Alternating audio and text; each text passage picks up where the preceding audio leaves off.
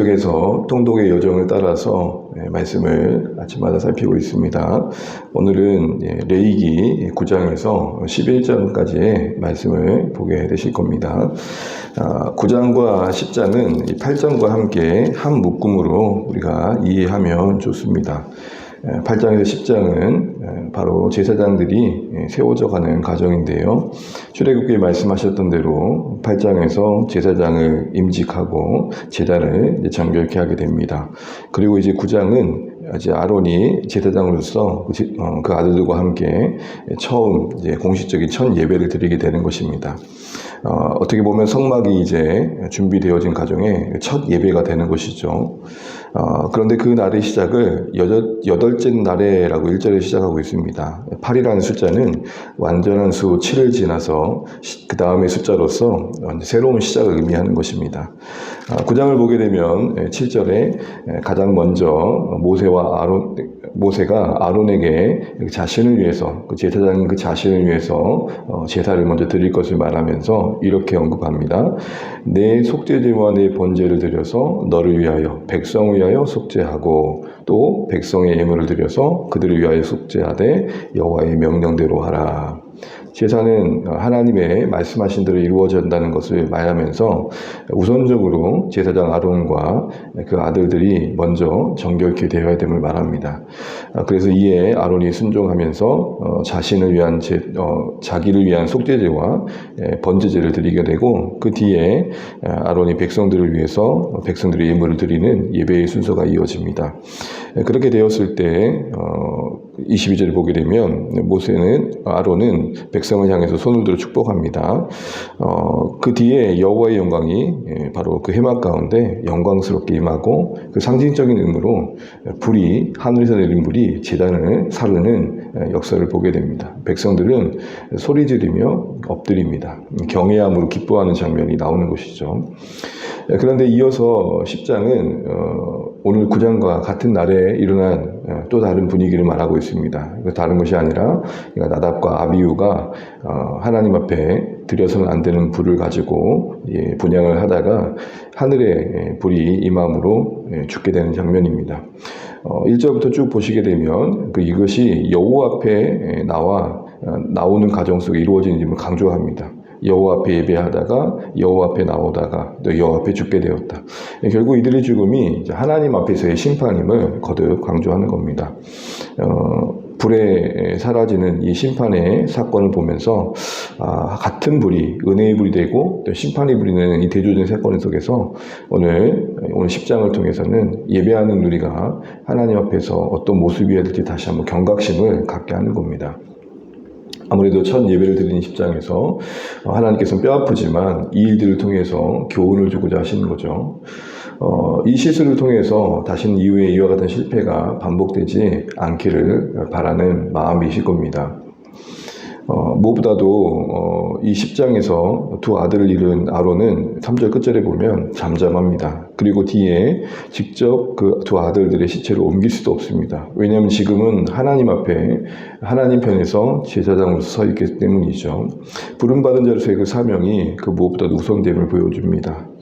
우리가 하나님 나라를 위해 살아가는 가정 속에 하나님을 우선시하며 산다는 게 참 마땅한 바이지만 때로는 인간적인 고통을 피할 수 없는 여정이기도 합니다.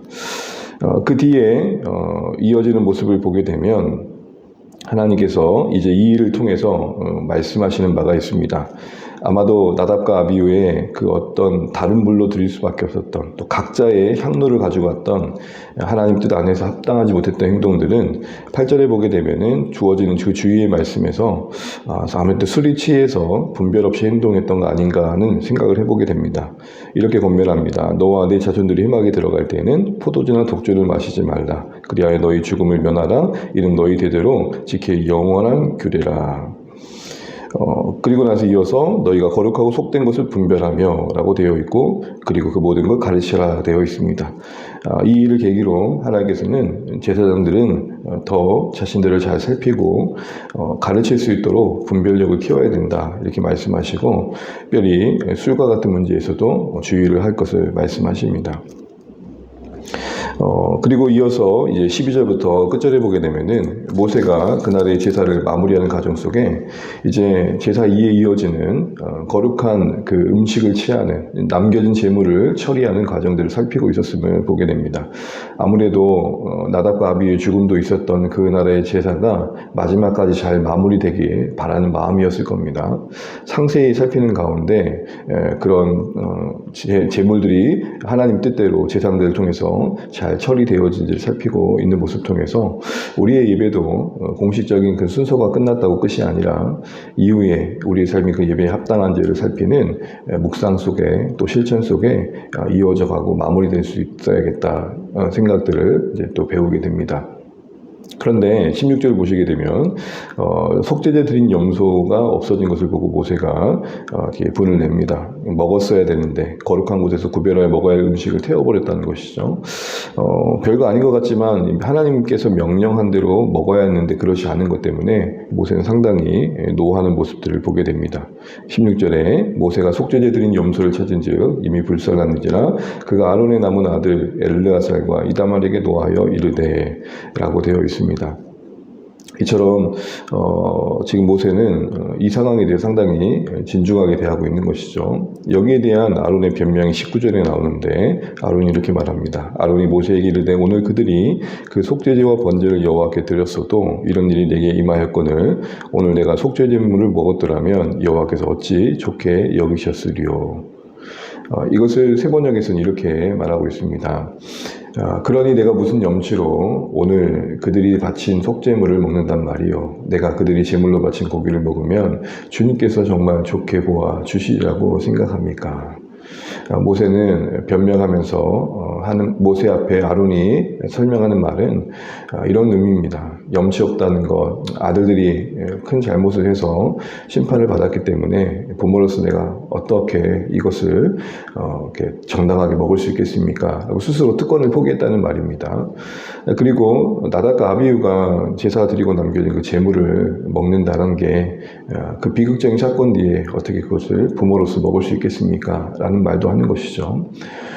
또한 정말 주님께서 기뻐하실까요? 라는 말에서는 지금 자신의 고민은 형식을 지키냐 안 지키는가 보다 내 지금 마음의 생각들이 하나님께 합당한가 라는 고민이 더 크다.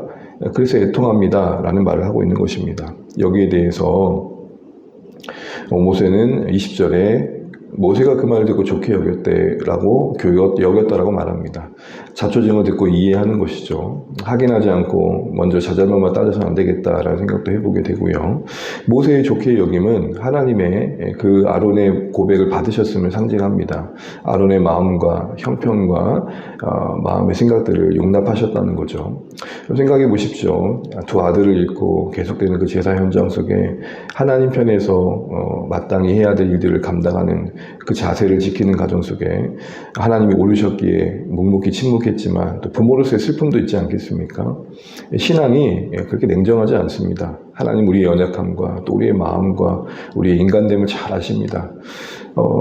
아론이 두 아들을 잃고 비극에 빠져 있고 비통할 때 그 임무를 수행하는 그 순종이 쉽지 않다는 걸 이해하고 헤아려 주시는 하나님을 이 모세의 좋게 여김을 통해 확인하게 되는 겁니다. 또한 더 나아가 아론의 고백처럼 어떤 기계적인 순종보다 어떤 형식적인 절차보다 하나님을 상하고 통회하는 마음 기이 여기신다는 것도 이제 배우게 됩니다. 그리고 11장에 보게 되면 이제 11장부터 15장까지는 정한 것과 부정한 것의 이야기가 이어집니다. 앞서서 제사장들은 거룩한 것, 속된 것, 정한 것, 부정한 것을 분별할 줄 알아야 된다라고 했을 텐데 그럼 뭐가 정한 거고 뭐가 부정한 거냐라는 설명이 11장에서 15장까지 이어지게 되는 것이죠. 특별히 11장은 12장부터 15장까지 이어지는 그 정함과 부정함의 기본 원리인데요. 먹을 것에 대한 이야기를 쭉 하고 있습니다. 먹을 수 있는 게 있고 먹지 못할 게 있다는 거죠. 그러니까 먹는 것을 통해 거룩함을 말하고 계십니다. 이것은 단순히 뭘 먹냐 안 먹냐의 문제가 아니라 아니라 하나님이 정한 기준에 순종함으로 하나님 백성됨을 드러내느냐 드러지 않느냐는 것이죠. 그렇게 볼 수 있는 이유는 먹을 것을 이야기 쭉 하시면서 결국에는 44절 이하에 보게 되면 이렇게 말씀하십니다. 나는 여호와 너희의 하나님이라 내가 거룩하니 너희도 몸을 구별하여 거룩하게 하고 땅에 기는 길 짐승으로 말미암아 스스로 더럽히지 말며 나는 너희의 하나님 되려고 너희를 애굽 땅에서 인도하는 여호와라 내가 거룩하니 너희도 거룩할지니라. 지금 먹는 것과 먹지 않는 것의 문제 정도가 아니라 거룩하냐 거룩하지 않느냐의 문제로 이야기하고 매듭짓고 계십니다. 다시 말해 먹는 것을 통해 하나님의 거룩하심을 드러내는 순종을 이제 말씀하고 계시는 거죠. 하나님이 정하신 기준에 어떻게 우리가 맞춰서 사느냐 이것을 통해서 하나님 백성됨을 드러내는 것입니다. 사실은 이걸 통해서 하나님은 그 당시 그 백성들의 문화 속에서 이 먹는 것을 구별하게 하심으로 그들을 보호하심도 있었습니다. 아무쪼록 우리 계속해서 경해지는 이 말씀 속에서 레위기가 단순히 먼 이야기 또 부담된 이야기가 아니라 그 안에 담긴 하나님의 마음을 깊이 헤아리시면 좋겠습니다. 특별히 두 아들들을 잃고 애통해하고 슬퍼하는 마음 감춘 채 묵묵히 직무를 수행하던 아론이 마지막에 속죄 제물을 먹지 않는 것으로 노한 모세에게 변명하는 과정을 보였던 마음의 생각들을 하나님은 받아주셨습니다. 하나님께서 그 아론의 비통함과 슬픔을 헤아려 주시고 그 슬픔 중에도 어쨌든 끝까지 하나님 옆에 기쁨이 되려고 애쓰는 그런 아론의 중심을 헤아려 주신 하나님을 보게 됩니다. 우리 하나님과의 관계가 기계적인 순종, 어떤 기계적인 형식적인 절차로만 채워지는 게 아니라 정말 하나님을 사랑하는 따뜻한 마음이 우리 가운데 가득하시면 좋겠습니다. 말씀 봐야 되니까 말씀 보고 예배해야 되니까 예배하고 목장해야 되니까 목장하고 기도해야 되니까 기도하는 그런 시간들이 아니라 하나님을 사랑하기 때문에 하나님이 내 마음을 너무 잘 아시기 때문에 나아가 기도하고 말씀 보고 예배하는 그런 자리가 되었으면 좋겠습니다. 오늘도 계속된 말씀의 여정 속에 하나님의 마음과 뜻에 깊어져 가시는 사랑하는 주안의 아들 되시길 바랍니다. 기도하겠습니다.